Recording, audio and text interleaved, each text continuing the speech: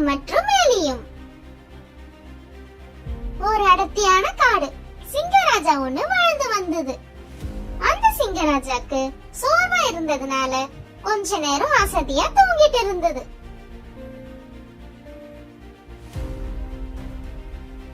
அந்த வழியா எலி ஒண்ணு தன் குடும்பத்துக்கு சாப்பாடு எடுத்துட்டு போக அந்த வழியா நடந்து போயிட்டு இருந்துச்சு.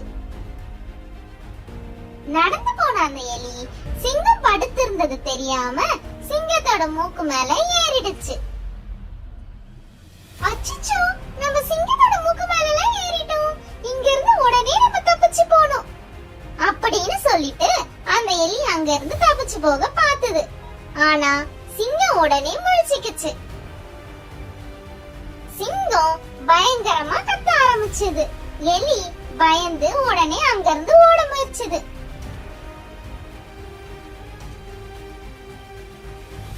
சிங்கம் அந்த எலிய கையால பிடிச்சு அது வாய்க்குள்ள போட பார்த்துச்சு. உடனே அந்த எலி, சிங்கராஜா என்ன மன்னிச்சு விட்டுடுங்க, நான் தெரியாம பண்ணிட்டேன், இந்த ஒரு வாட்டி என்ன விட்டுடுங்க, நான் உங்களுக்கு கண்டிப்பா ஒரு வாட்டி உதவி செய்வேன்னு சொல்லுச்சு. என்ன, நீ எனக்கு உதவி செய்ய போறியா அப்படின்னு அந்த சிங்கம் சிரிச்சுது. அத கேட்க வேடிக்கையா இருந்தாலும் அந்த சிங்கம் எலிய விட்டுடுச்சு.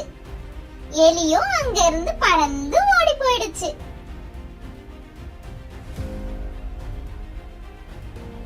சிங்கம் அந்த எலிய ஓடினத பார்த்து சிரிச்சிட்டு இருந்தது. மறுநாள் சிங்கம் அந்த காட்டுக்குள்ள ராஜா மாதிரி நடந்து போயிட்டு இருந்தது. ஆனா அங்க வந்த வேட்டைக்காரங்க வலைய விரிச்சு இருந்தத பார்க்காத சிங்கம் நடந்து போய் அந்த வலைக்குள்ள மாட்டிக்கிச்சு. மாட்டிக்கிட்ட அந்த சிங்கம், ஐயோ என்ன காப்பாத்துங்க, நான் மாட்டிக்கிட்டேன், என்னைய காப்பாத்துங்க அப்படின்னு கத்த ஆரம்பிச்சது. சிங்கம் கத்துன சத்தத்தை கேட்டு எலிக்கு சிங்கராஜா ஏதோ ஆபத்துல இருக்காங்கன்னு சொல்லி ஓடி வந்தது. ஓடி வந்து பார்த்தா சிங்கம் வலைக்குள்ள மாட்டிட்டு இருந்துச்சு. ஐயோ, என்ன சிங்கராஜா, உங்களுக்கு என்ன இந்த மாதிரி ஆயிடுச்சு அப்படின்னு சொல்லி சிங்கத்தை அங்க இருந்து காப்பாத்த முயற்சிது. எலி தன்னுடைய பற்களால அந்த வலைய கொஞ்சம் கொஞ்சமா பிரிக்க ஆரம்பிச்சது. எலி தான் சிங்கத்தை வலையில இருந்து பிரிச்சு அந்த வலையில இருந்து சிங்கத்தை விடுவிச்சது. உடனே சிங்கமும் அதுக்கிட்ட நன்றி சொல்லுச்சு. உடனே எலி, சிங்கராஜா பாத்தீங்களா, என்ன ரொம்ப குறைவா எடை போட்டீங்களே, நான் அன்னைக்கு சொன்னேன்ல உங்களை காப்பாத்துவேன்னு அப்படின்னு சொல்லி அங்க இருந்து சிரிச்சு விடை பெற்று அங்க இருந்து கிளம்பிடுச்சு.